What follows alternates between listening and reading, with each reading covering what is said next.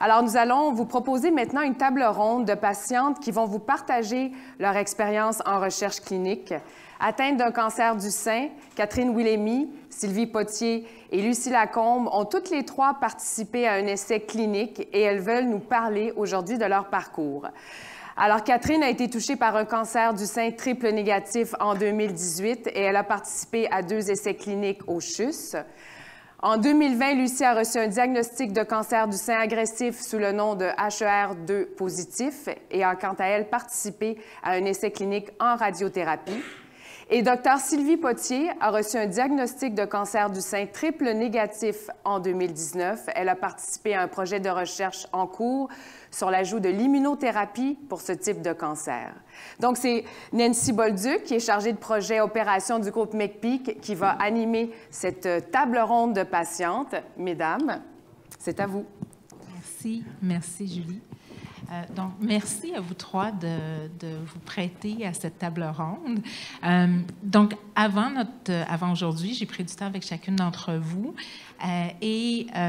Ma première question, et ce serait, avec tous les bouleversements qu'un diagnostic de cancer du sein amène, pourquoi, en plus, décider de participer à un essai clinique? Je commencerai peut-être par Catherine. Bien, pour aider les suivantes, pour faire avancer la recherche. Puis, encore une fois, tantôt, pourquoi les femmes en région n'ont pas accès systématiquement à des essais cliniques. J'ai été chanceuse. J'avais un médecin qui était un chercheur clinicien qui était sensibilisé à la recherche clinique. Ça m'a été offert d'entrée de jeu, mais je pense que comme patiente, il y a beaucoup d'éducation à faire en amont d'un diagnostic pour sensibiliser la population à au moins se faire une tête. Est-ce que je suis ouverte à participer à un essai clinique?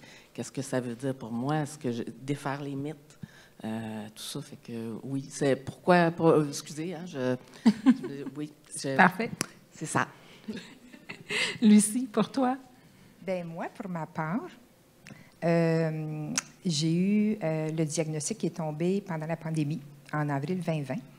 Donc, à vrai dire, lorsque le radio-oncologue m'a invité à participer, bien, merci à Dr Orsambo, ça fait en sorte que je suis ici aujourd'hui pour vous en parler. Je ne savais même pas que les essais cliniques existaient.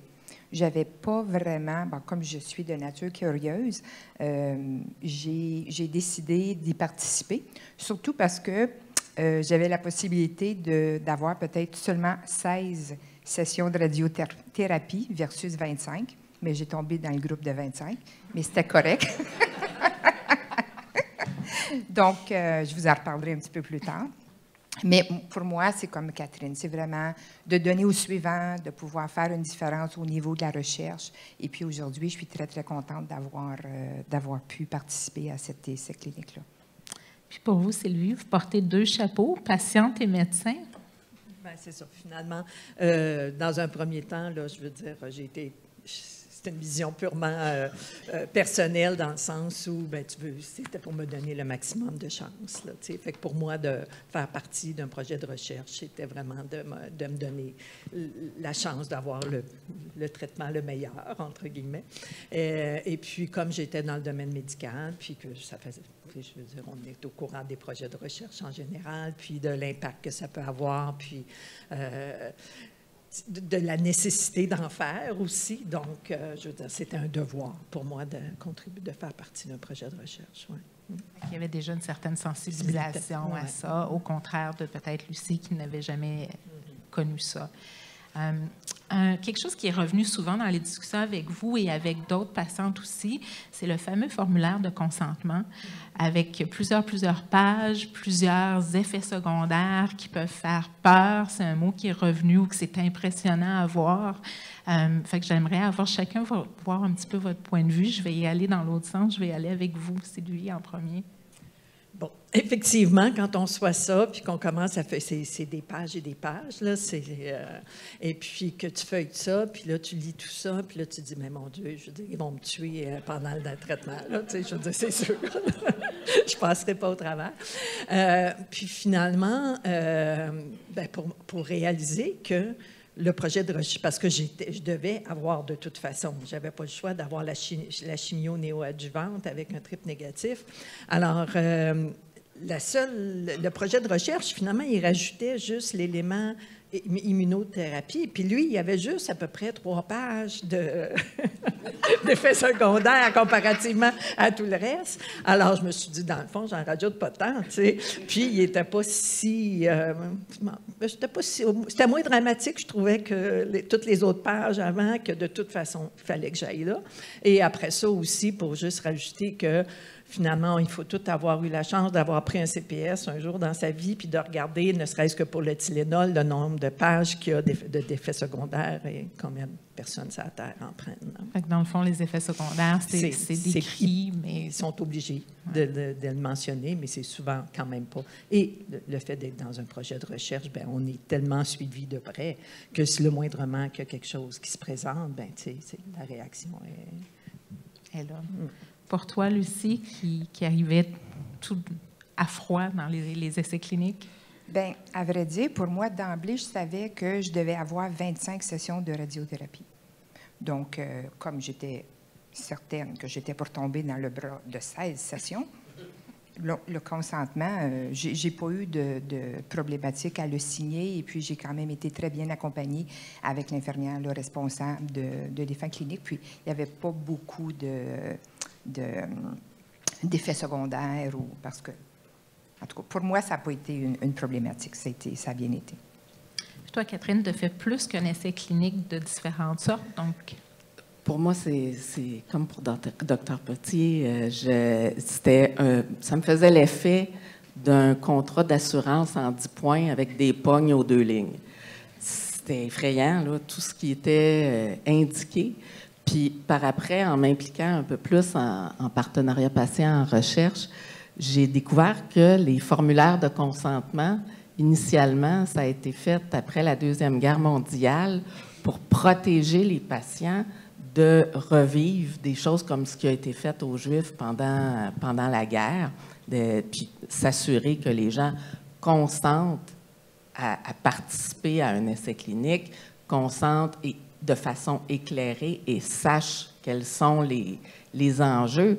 Mais ces enjeux-là, comme vous disiez, est-ce que parmi les effets, là, ça risque-tu autant d'arriver que le fait que je meure en prenant une Tylenol?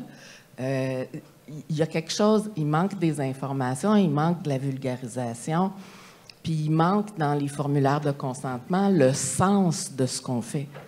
Pourquoi à quoi on contribue quand on fait ça? Puis c'est encore plus vrai quand on contribue à des essais qui touchent à la recherche fondamentale, c'est-à-dire en amont du médicament, quand les chercheurs essaient de trouver comment une cellule fonctionne ou un récepteur de cellule fonctionne, on ne comprend pas nécessairement qu'est-ce que ça va donner plus tard. Et je pense que si on réussit à faire comprendre à travers un feuillet de consentement vulgarisé, plus court, à quoi ça sert ce qu'on fait, bien, comme individus qui participons à la recherche, on devient autant d'ambassadeurs de la recherche. Fait que en tout cas, quand je participe comme patiente partenaire dans des projets de recherche, maintenant, il y a tout le temps une petite case. Je veux avoir de l'information sur les suites de cet essai-là, qu'est-ce que ça donne. Puis je veux recevoir de l'information vulgarisée. Puis je fais ça parce que... Puis là, il y a l'information qui amène à quoi on contribue. C'est important. Oui. Je dirais, dans nos conversations préparatoires, je pense que c'est Sylvie qui me dit, bien, les médecins, les équipes qui nous amènent un projet de recherche, ils ne sont pas là pour nous rendre plus malades. J'avais trouvé que c'était effectivement, malgré le formulaire et tout ça, tout le monde est là pour essayer d'améliorer les choses. Fait que c'était un très bon point. Parce que c'est avantageux au final. Moi, il y a un des essais auxquels j'ai participé, c'était une médication pour la nausée. Bon, c'est ça. Excusez. Puis, c'était un essai phase 4. Fait qu'il n'y avait plus de danger, plus rien, plus la moindre... Pas qu'il y a des dangers, mais il n'y a plus la moindre trace de surprise là-dedans. Puis, il n'y a pas de bras, 2 bras de recherche. C'est tout le monde a le médicament. Puis, je n'ai pas eu de nausée, là. J'ai eu des petites affaires de grossesse, là, mais rien d'énervant. Fait que c'est avantageux parce que les traitements qu'on a avec un triple négatif sont assez agressifs, puis c'est rough. Mais c'est ça. Donc, ça a fait une différence. Oui. Toutes les trois, vous avez toutes utilisé le même terme. En participant à un protocole de recherche, j'avais un suivi VIP. Les trois, vous l'avez dit exactement comme ça. Je vais commencer avec Lucie. C'est quoi ça, un suivi VIP? Lorsqu'on participe à un essai clinique, on a des suivis beaucoup plus fréquents avec l'équipe de recherche. Je trouve qu'on a le temps de se déposer, de poser les questions, de pouvoir comprendre les raisons pourquoi on participe. Dans mon cas, c'était vraiment pour démontrer les femmes avec une mastectomie avec reconstruction mammaire. Moi, je viens de l'Outaouais, donc ils avaient besoin de 10 patientes. Et puis, j'étais la 7e à être recrutée. Puis, Dr. Archambault me disait que les femmes, d'emblée, avaient un peu peur de participer. Donc, j'ai dit, je vais de l'avant et puis je participe. Puis, c'était vraiment pour démontrer comment 16 sessions versus 25 sessions pourraient donner le même résultat. Donc, de là, mon intérêt d'avoir seulement 16 sessions, mais j'ai tombé à 25, puis c'était correct parce que j'ai quand même bien réagi à la radiothérapie. Le traitement VIP fait en sorte que, c'est certain, puis il y avait aussi le volet de lymphédème parce qu'on m'a enlevé 20 ganglions, puis ça faisait partie aussi de l'étude, de l'essai clinique. C'est que on a une infirmière qui va prendre les mesures, qui va tout nous expliquer. C'est rassurant.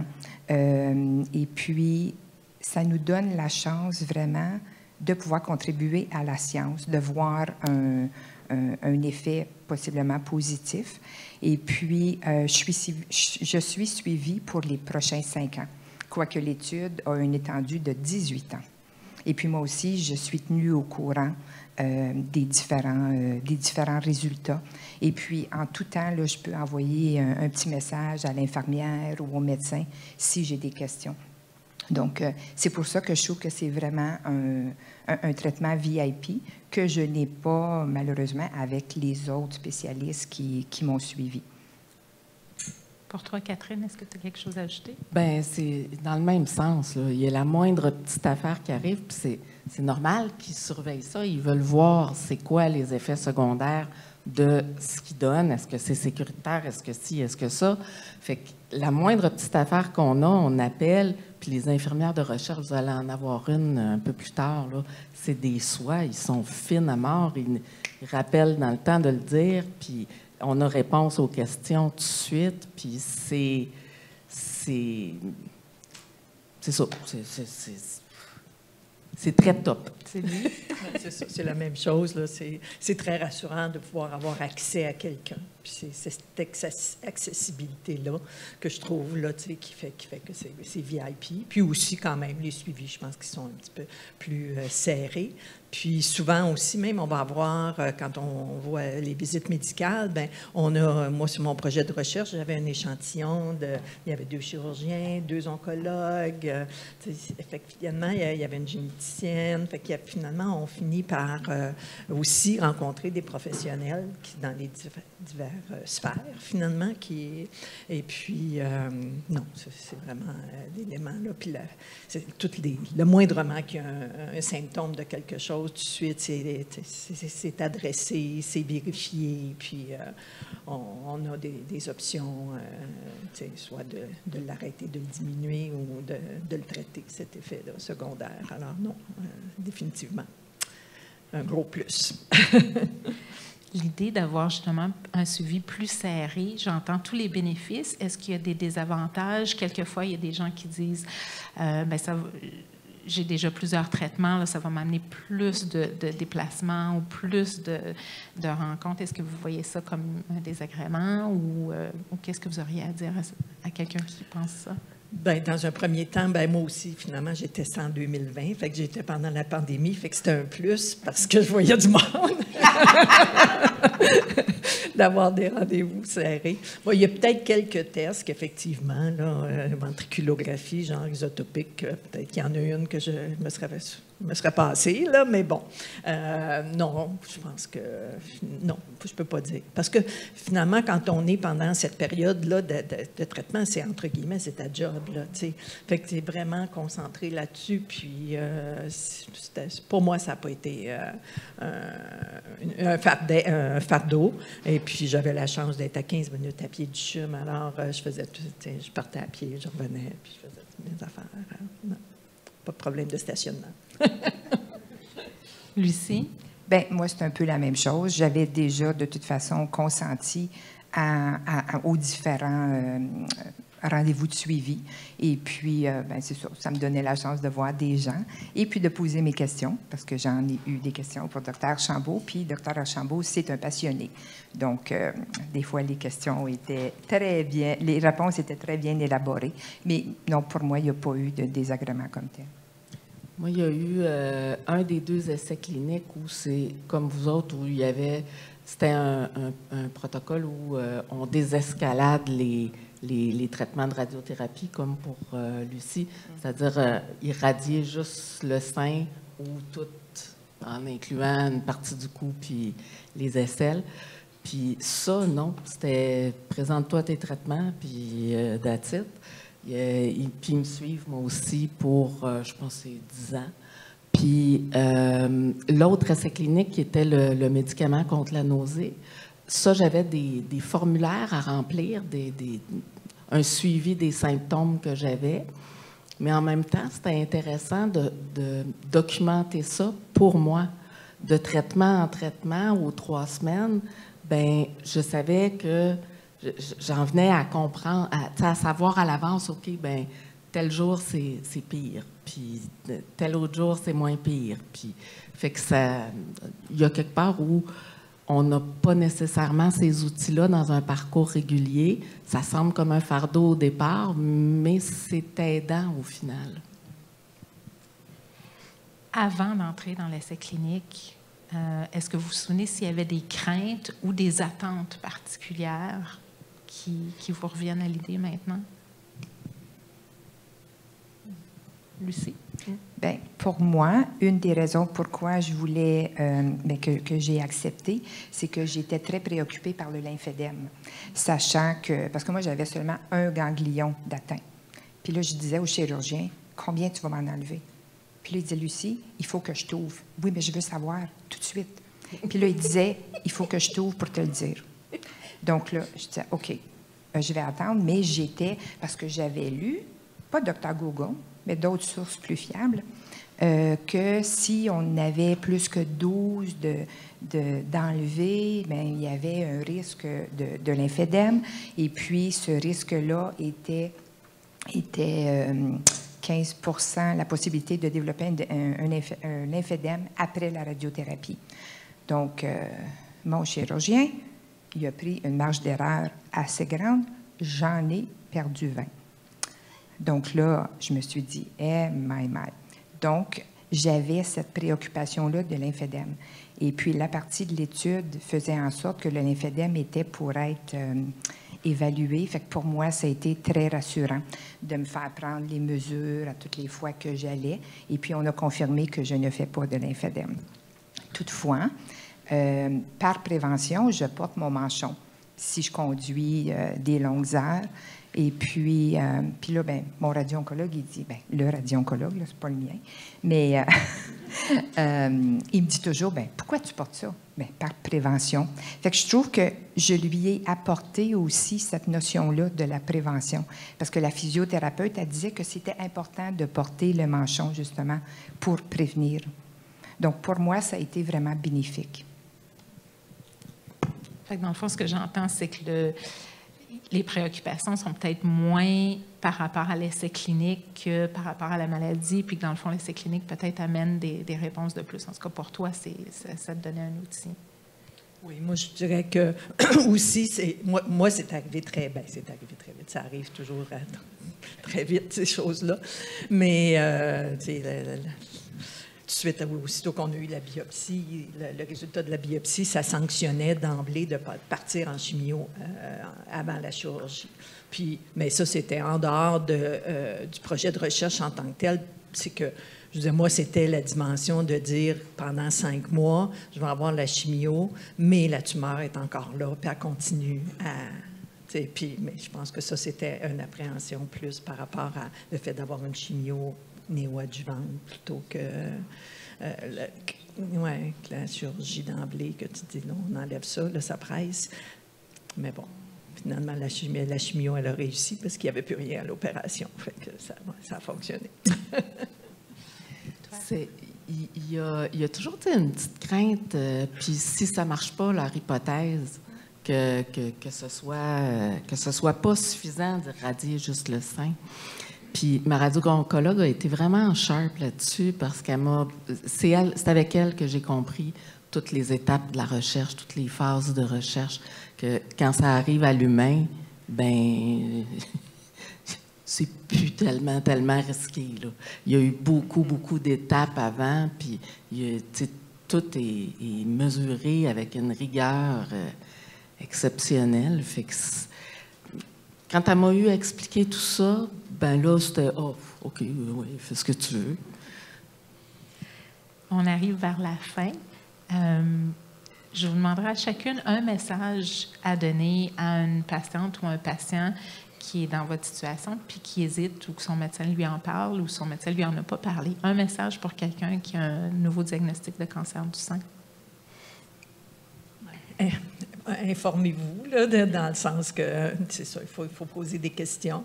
Et puis, moi, je pense qu'il faut vraiment faire confiance. Puis, s'il y a un projet, justement, qui existe pour la situation de la personne, allez-y sans crainte, parce que ils vous échapperont pas, là, dans le sens où ils vont être là tout le temps pour vous supporter. Puis, je pense qu'il y a beaucoup plus d'avantages que de risques.